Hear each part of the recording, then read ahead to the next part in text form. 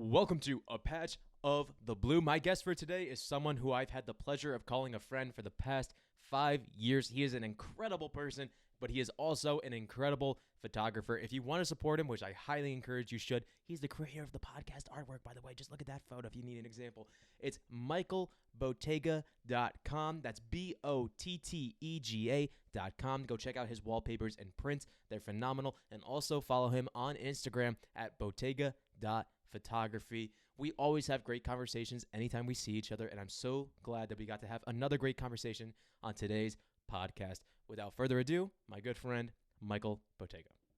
Well, that's certainly a good segue into what I wanted to bring up next and get more into the theme of the show that is finding the good in all things. And I think even from your website, just looking at your website, for those of you who don't know, it's going to be in the show notes just in case you don't catch it here. It's Michael Bottega. That's Bottega.com. Check out all of his photos, all of his prints. I'm certainly buying one. They're amazing. Nice I need to little plug decorate there. my Thank apartment. you. Yeah, shame, not even shame, no shame plug, because I would plug you any day of the week. But you have the quote right on your website. It says, "The world is full of a lot of negativity. It takes a bit of exploring to find the beauty among it all."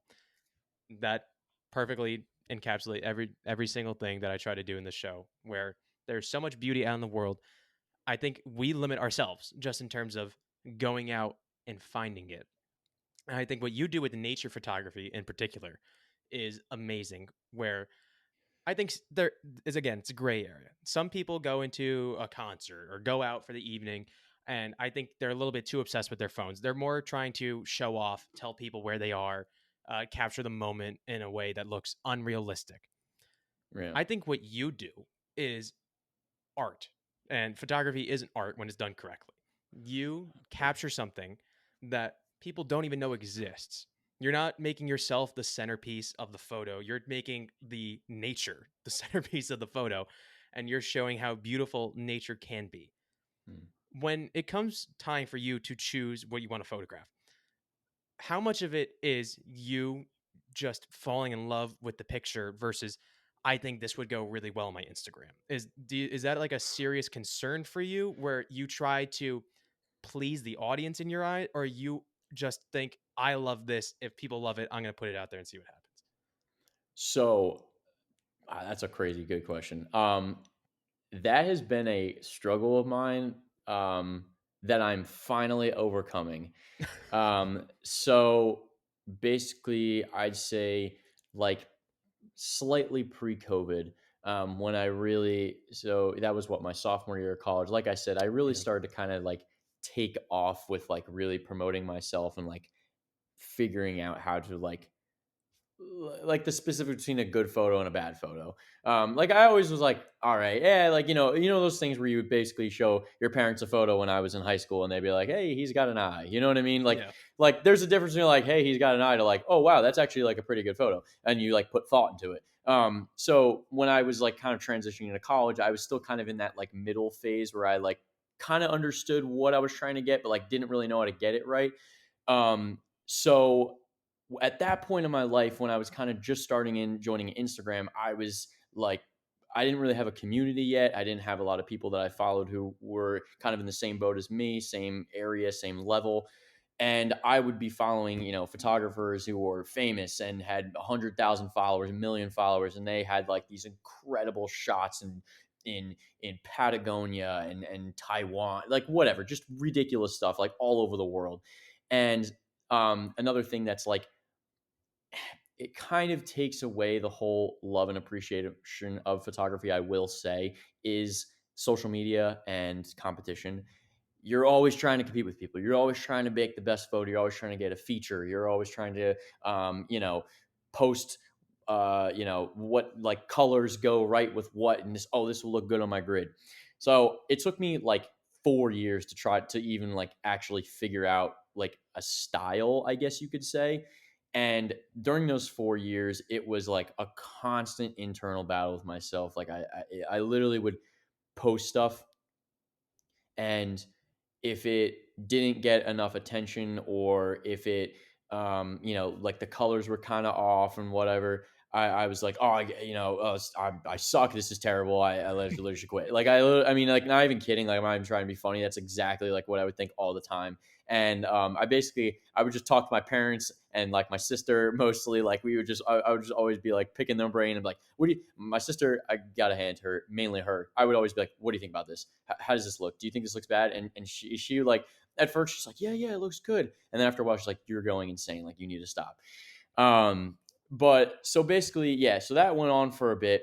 And then I kind of started to develop like where I'm at now, where I'm like, okay, I kind of have like a style and I kind of know what I'm trying to shoot. The other thing too is that so editing is a really big thing with photography. And that's something that's really changed over time. Like, I mean, if you go back to Ansel Adams' time, one of the greatest photographers, I mean, they didn't edit; it was all film, obviously. But even like some earlier stuff, like in the early 2000s, everything, most like landscape photographers, most like calendars that you see that are like landscape photography, those are very standard.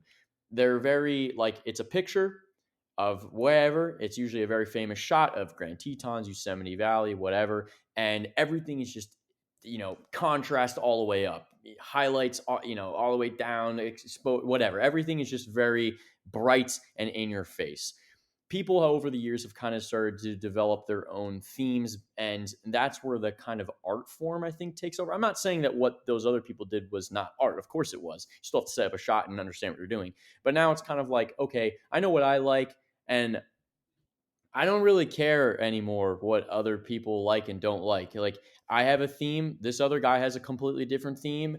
We all just kind of appreciate each other's stuff. It's like, hey, this guy's got really nice warm tones and sunny shots and cityscapes, and this guy, has green nature tones. Like, that's just what it is. Um, as for when I'm out and when I'm taking a photo and what I think, so, like you said, when I was back in that earlier phase about 4 years ago, and I was just trying to like discover my niche, I guess, in photography. Yeah, that was mainly like, oh, okay, I'm gonna bring up my drone because this is definitely gonna go well on Instagram. Like, this is definitely gonna look sick. Um, Now, I mean, yeah, I still think that sometimes, like, obviously, if you take a cool shot and you're like, oh, this is gonna look sick. I mean, it's impossible to not think that, honestly. Yeah. But so in that aspect of things, like, yeah, I mean, sure, I still think that a little bit, but a little bit less so. I now just kind of like make what I like. And the other thing too is that I just want to keep a kind of consistent theme as well. So, like I was saying before, with just like, real estate interior design, I see a lot of magazine photos and you see artwork that's on walls, right? And artwork is just crucial to designing a house and matching the colors to everything else in your house. I like these tones. I like the colors that I produce. Whenever I, have a bedroom or whatever, an office someday, I'm going to design it with the colors and themes of that. So that's just, it's so in a selfish way, it's like, I'm kind of just making this stuff for me at this point. That came out wrong, but I'm kind of just making it because I like the way it looks. And I mean, and it's actually kind of cool because that is where I've seen the most growth, I think, and the most like appreciation from other people, because now other people, while I may have like thought, oh, well, I think people really like, beach photos and sunny and, whatever. Mine are more like a little more dark and muted. People still appreciate it. And they're like, hey, cool stuff. Like, I'd like to, buy some of your stuff or whatever. I like your work, whatever. And I think that means more than trying to like adapt to every single avenue of photography, adapt to every single, whatever. And yeah, so when I go out, I mean, yeah, it's basically I just look at a landscape, and if I see, I mean, a huge thing is lighting. If you see like killer lighting, I mean, you see that on a day to day basis. I mean, next time you're driving around, and especially in a fall day like today, and you just see the sun like hitting through the trees, and the leaves are kind of shimmering through, like that's an awesome photo. Go and take Yeah. it. Like it just looks cool. Another thing that I kind of started to do lately, and this again is not this kind of answers your question as of it's not so much of how I what I think will look cool and what people will like. It's more so of like I just like it. I think it's a cool photo. I like I said, I like cars. I'm really into cars, and I just this time of year it seems that a lot of people are always driving around in pretty nice cars.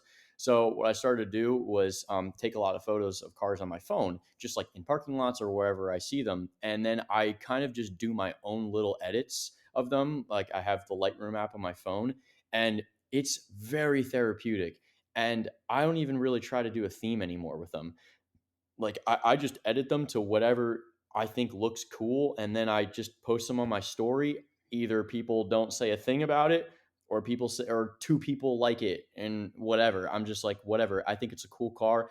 I liked it. I had one as my lock screen for like 3 months, and it wasn't even anything crazy of a photo. It was just this car I saw, and I literally stuck my phone out the window, took a picture of it. I thought it was so cool, and then I just kept it as my lock screen, and I was like, whatever.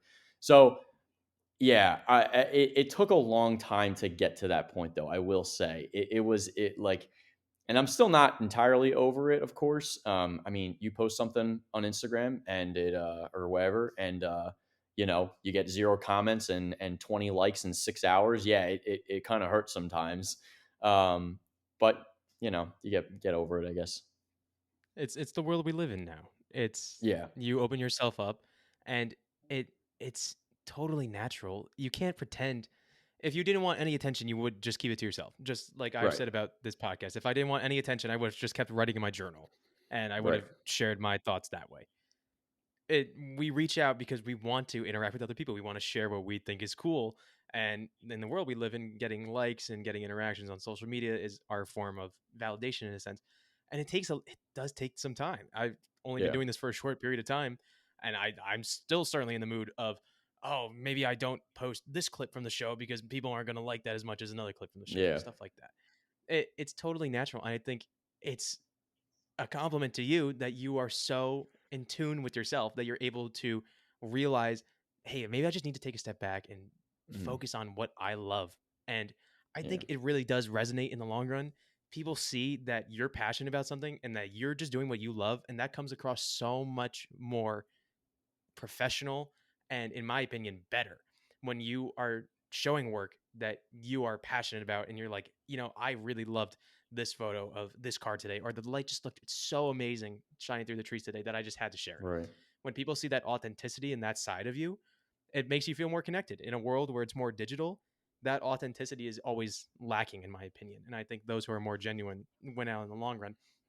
I think you're certainly on your way to doing that. Where I think it's so fascinating for you is your work is, in my opinion, an extension of you. You get to share moments from your life that you think are incredible, and you get to do something in your day to day that you love doing. You're passionate about it. You're excited to go out and do it. Not everyone can say that. Not everyone loves their job. Not everyone views their job as an extension of themselves. I I hope that everyone can get to that point. Unfortunately, that's the world we live in. Some people never get to that point. Some people mhm, have to do what they have to do. With you, where I was going with this is you see the beauty when you're taking a photo.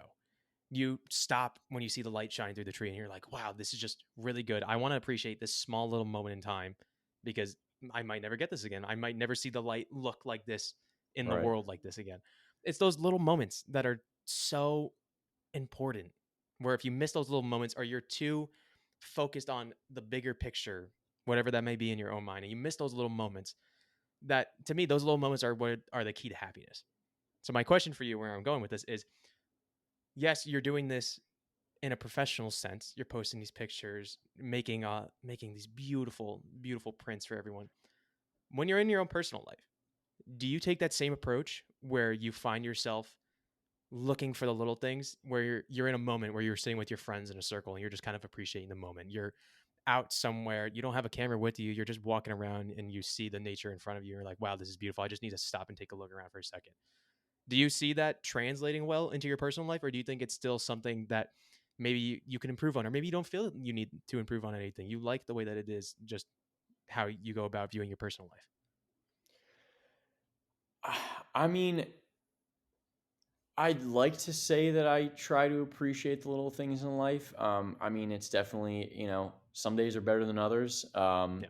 I, I, I, I also am definitely at like thank God I'm in a very good place right now, just in my life and as a whole. I also contribute that this may sound crazy to some, maybe some relate, but the season, I love the fall. I just think that, I mean, it's, I mean, I guess it's not that crazy. For being someone who loves nature and everything, weather contributes a ton to people's moods.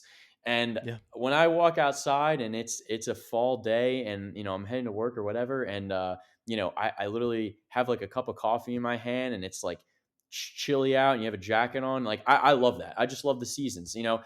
I like the summer too. I like the winter, whatever. I just like all. So those are like the kind of moments that, yeah, I guess I do appreciate the little things, like literally just walking to my car with a cup of coffee and there's a cool breeze in the air and it's the sun's coming through or whatever. Like that kind of stuff I appreciate. And I also say, so now that I'm living on my own for a majority of the time, when I do go back home and I see a lot of my friends from home, yeah, totally. I really just like value that a lot. I mean, I value this. I just, now that I'm out of college as well, I think you tend to value little things more, because when you're in school and just surrounded by people constantly and you can't get away from them, it's like, what I valued was being by myself and not talking to anyone. Yeah. I mean, I still like that sometimes. I always say to people that I'm like an ambivert. Um, I love to go out and have a good time, but I also really love to just not speak for like 6 hours and just sit by myself. um, but so it's a healthy mix. So yeah, I mean, I like to say I appreciate those types of things. I don't necessarily, if you actually when you were looking at my bio on my website, it said the thing about people. I wrote this thing saying that people may think that having a camera in front of your face the whole time, like kind of what you're saying about like having your phone out, like people at concerts recording it can be a distraction. And I mean, yes and no, at least from my perspective. I do agree that it is a bit of a distraction, because yeah, I'm like trying to focus on like, so here's actually a really good example. When I was in Banff in the summer, um, my sister and I, we were just going around for the whole week, just literally insane place. For those of you who have not been out there, go out there. It is incredible. Truly, some of the most breathtaking landscapes I've ever seen in my entire life. Like, truly insane. Um, but anyways, so I think for the most part, I really just appreciated being there. There were a lot of times where I'm in the car. I'm one of those people that when I'm just driving through and I see a lot of crazy beauty around me, I'm like silent. I don't really say anything. I'm not like, oh my God, look at that, look at that. I'm just kind of looking at it. But a moment where I really, really wish I appreciated it more, and I definitely did not. My sister and I did a canoe thing on Moraine Lake. We like rented canoes and went out. It's like one of the tourist things you do there. And we went out pretty early in the morning. We got to the lake at like 6 7 a.m. or whatever, kind of when the sun was just coming up, when the lake was glass. So it made crazy photos. I was really happy about it. But another thing that I really wanted to do was to go on the canoes, and um, it was pretty expensive. I don't even remember how much it was, but it was like for like an hour. It's like 100, no, maybe it was a half, no, yeah, hours, like 150 bucks, whatever. It was something kind of like relatively expensive. Yeah. And we were just like, okay, when are we going to be back here again? Might as well. Like, we were living, we weren't staying at crazy hotels. We weren't, going out to dinner every night. So we're like, all right, we can splurge on this one. So that being said, we ended up doing it. And it's funny you ask about, what did I, when I take photos, do I think, oh, this will make a great Instagram photo? That is almost the entire thing I was thinking the entire time I was on that canoe. I took so many pictures and videos of that, like just that whole thing, because I was like, oh, I'm gonna make a reel of this, a print of that. I'm gonna edit this and that. Like that was my mindset the entire like almost hour. There were a few times where I realized it and I was like, all right, let me put my camera away and just actually enjoy this. But I mean, I looked back at the photos. First of all, they didn't come out as good as I actually anticipated. They were cool, but I mean, it wasn't really exactly what I was expecting, which is also a bad thing. My expectations were so high for that, And it was like my almost entire focus of that entire hour canoe ride that I truly did not appreciate that. And I know that for a fact. I know it. The second I got off that canoe, I knew it. And my sister even said the same thing. Like when we, later at the night when we were in the hotel, I was like looking through the photos, and I was just like, and she could tell. She was like, "Oh, what? Like you're not happy with them?" And I was like, "No, no, no. Like they're awesome. They're awesome." But I knew in my head, I was like, "Well, first of all, they're not as cool as I thought." And I just basically like wasted that moment. I mean, it wasn't a waste. Of course, that moment was still there. It was awesome, but it definitely could have been better. And for sure, 100%, if I go back next time, I'm not saying I'm not going to take any photos, but I'm going to like really, really try to just get like maybe one or two shots and then put my camera away and just enjoy it. Yeah, and that's where I was going to segue into. I don't think it was a waste at all. I No, think our no. past helps us dictate where we go into the future. Yeah. And I think reflection is very important, especially in this scenario where, yeah, you can go back eventually. And I don't think you should be completely deterred from bringing your camera. No, of course It's what not. you love doing. Yeah, exactly. It's what you love doing, first of all, and you're great at it. So, yeah, you take a couple photos, see how it goes. If it doesn't work out the way that you want it to, that's fine. Still put it down, and now you're in the moment, Yeah. and now you're learning from that experience. So I never view it as a regret in the past if we did something that I look back and I'm like, oh, I wish I would have done it differently. Yeah, maybe now you wish you would have done it differently, but next time in the future when you're going forward, you've learned from your experience now, and now Right. you have that mindset of I know how I felt in the past when I did it one way. I'm going to go do it a completely different way, and now I'm going to feel more in tune with the moment. Regardless, these photos are impeccable. They, I think you mentioned it before. It's not necessarily the idea of, oh, I need to get this photo for, oh, I just need to show off and do it. It has photos and our videos, they have effects on people. The way that we live now, we're so connected via the internet. And we've touched on this in terms of ourselves. You were mentioning that, oh, if a photo or a video doesn't get a certain amount of likes or a certain amount of shares, it can dictate us for a short period of time being like, oh, dang it, I didn't do good enough work, or Mm. maybe the people aren't liking what I'm putting out, so forth. I think we tend to focus on ourselves internally a lot. I know just from viewing your photos and your videos, especially the ones that I was privy to and I got to see you take them in the moment, and then I see them out in the world and I'm like, wow, like that just took me back. That was that came out so well. What an amazing moment. I know the effect that your photos have on me. I know you just talked about a whole lot of how certain photos, how they perform can affect you. Do Yeah. you ever sit back and think about the impact that your photos are having on people? Because just to name a few, you have your nature photography. You've been doing some portraits, especially around graduation time. I still go back and look at my graduation photos from the ones you took from me and the ones you took of our group. You capture some of the happiest moments, some of the best moments, and you give that gift to people of this is that moment in time, this is that story, and you do it so well. And if you haven't thought about it, you, I encourage you to start thinking about it. So Yeah. I'll ask you: do you ever just sit back and think about how many lives you've touched with the work that you've done at such a young age? No. I mean, I mean, like, no. Of course, partially, yeah. Yes, I do. And again, I really appreciate that. Um, but I think, unfortunately, you're talking about appreciating the things in life, being kind of like in that realm of online and social media and all that kind of stuff.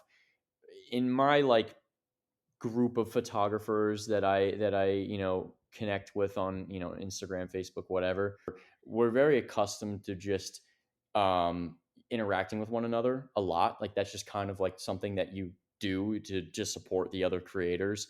So unfortunately, I like one like part of the business strategy of like growing on those types of social media platforms is scrolling through, seeing these people that I follow who post the photos, like, go into the comments, awesome shot, man, exclamation point. Go to the next one. Yep. Like, yo, man, crazy shot. Next one. Go to so then when I get that from a lot of the photographers that, are like basically the same ones that I interact with, and they're like, "Hey, like, oh, great, dope shot. This one's sick, so cool." Literally, like, I'll go at the end of the day, and there'll be like, whatever, 15 comments, and I basically go through, and I'm just like, "Really appreciate it. Thanks so much. You're the best, man." Like, so I do that like on a regular basis. So it kind of like makes when people say, hey, like you're like when people actually say it to me face to face, or my friends or family or whatever, I'm kind of like, I want to really say this without sounding like a dick, but it kind of like I got used to it. But I don't know. You know what I'm trying to say? Like I guess I the don't want thing to is cut you I off, but yeah, I do. Yeah, yeah.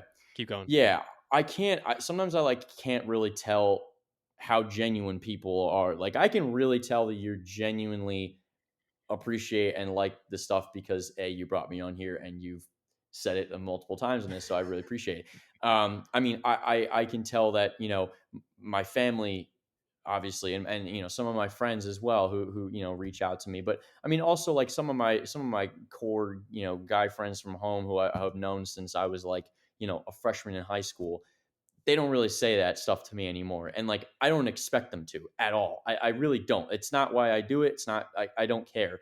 But, you know, so I'll be posting stuff all the time and like, I don't hear a word from them. So I'm kind of just like, all right, like whatever, either, they don't really say it, or like, it doesn't really matter to me. That's not really the thing. So then when I Yeah, hear it occasionally, like here and there, I'm just like, oh, thanks, man. Like, I guess I just don't really necessarily realize it. Cause again, also another thing, going back to an earlier topic, people can say that all the time. It may not translate into anything business related. I might not make a sale off a print. I might not make money off of people saying, "Hey, you have cool pictures." So yeah. I don't really necessarily see the actual growth from that. And of course, it has to do with money, unfortunately.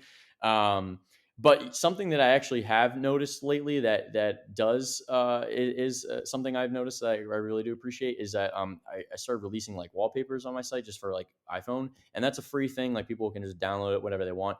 I have no idea who does it. I can't see who downloads it, but occasionally I actually see like some friends, and they'll just like, I'm just like home and their phone's just on the table, and I'll see like one of my photos as their wallpaper.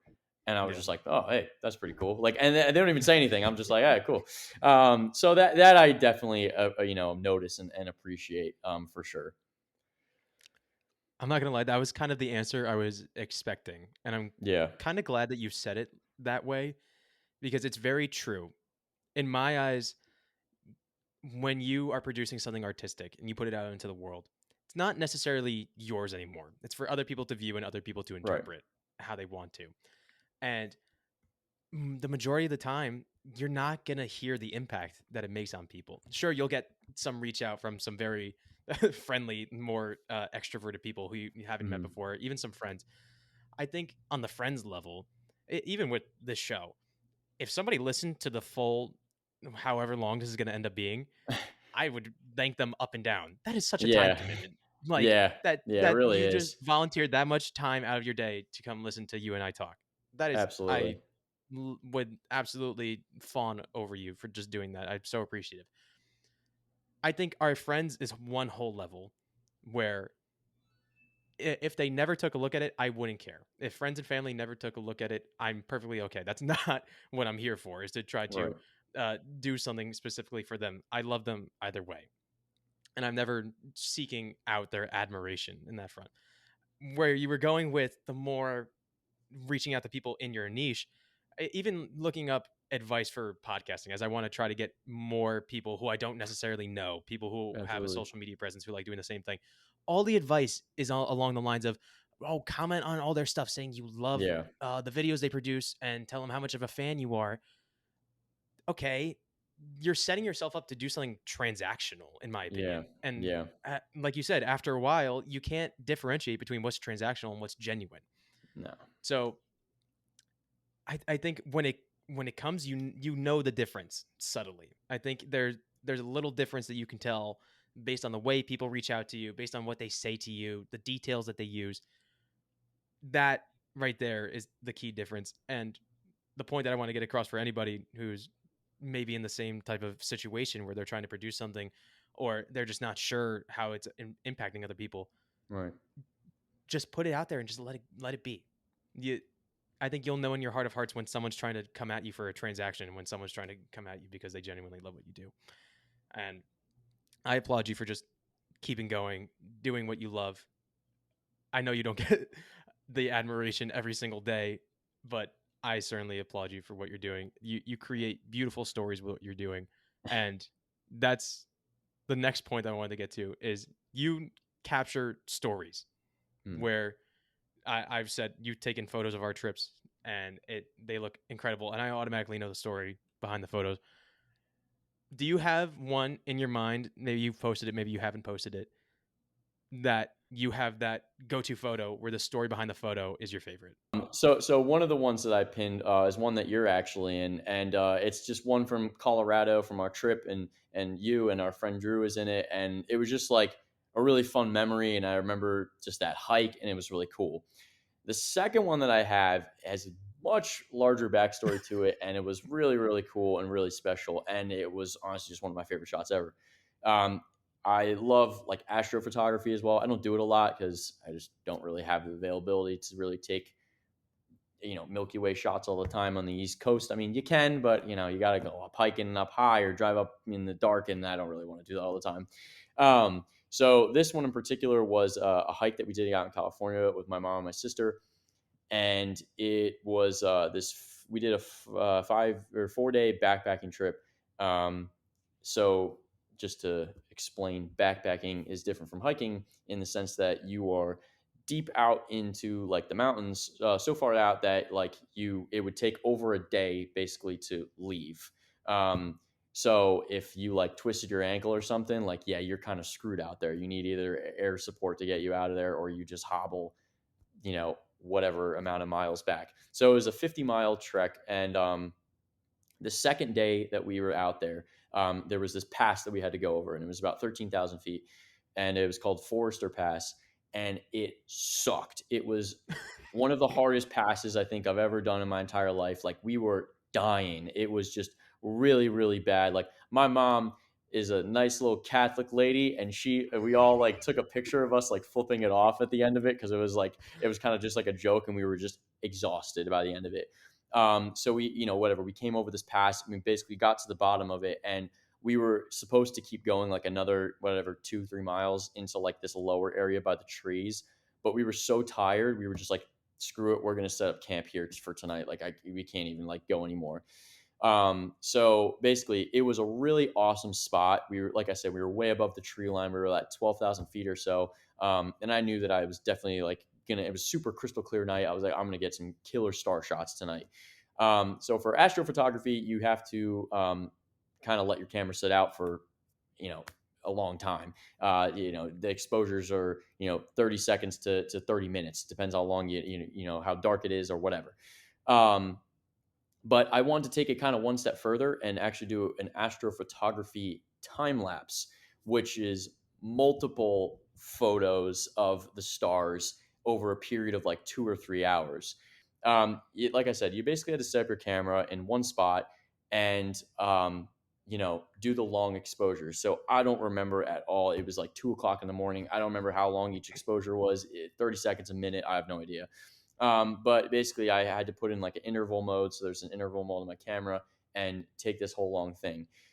I'm not going to get into too technical of it, but not only was it, like I said, really late at night, I was super tired after this thing. I felt the worst I felt on that entire trip that night. Like my head was absolutely pounding. I like barely ate because I just like was not hungry. I think I was super dehydrated. I don't even really know. I just remember that I just felt terrible. And I kept like setting a timer every like 30 minutes or so, to wake up and check on my camera. And I only had 3 batteries for this entire trip, for the entire 4 days. So I had to like conserve my batteries as much as possible, but also like make it last as long as possible. So I think I went through like a battery and a half during the whole thing. So I had to swap it out at one point. Point is that the shot time lapse, I got a shot of like the tent on the foreground, and the tent was like glowing. So I woke my sister and my mom up at like 2 a.m. and I was like, "Hey, can you just turn on your light in your tent really quick, like just for a second? I just want to get this shot." So they did that, and then I got it, and then I was like, "All right, cool." Um, but yeah, I mean, I still, it's still not the best it can be. I've seen other ones, REI, whatever. They post some incredible astrophotography shots with like tents in the foreground, mountains in the, and they're insane. So I'm still, working towards getting better ones, but for the time being, that one's definitely one of my favorites for sure. I love hearing the stories behind works like that. I've always viewed it from more of an athletic background because that's what I've known the most. You never see the work somebody puts in to get to that level where they make the game winning basket, make the game winning hit, stuff like that. With the creatives, it's even more. You never know the thought process that goes into how I'm going to get this shot, how I'm going to film this video, what am I going to do today to make something beautiful. And I'm looking at the photo right now. I hope after this I can then ask you permission to show this on the podcast. Yeah, of course. It's a beautiful photo. Thank you. And it's one of those things where you talk about how, oh, I can do better. I can have that photo look a little bit better, strive for a little bit more. Yeah. I think it already looks incredible, but it's that drive to keep going, to get that perfect shot, to make your art just the most beautiful art that you can have. Because at the end of the Mm, day, it's an art form. And like we talked about before, it's yours. And it's up to you how much you want to get out of it. And whether you want this to be your profession or whether you want this to stay as a hobby.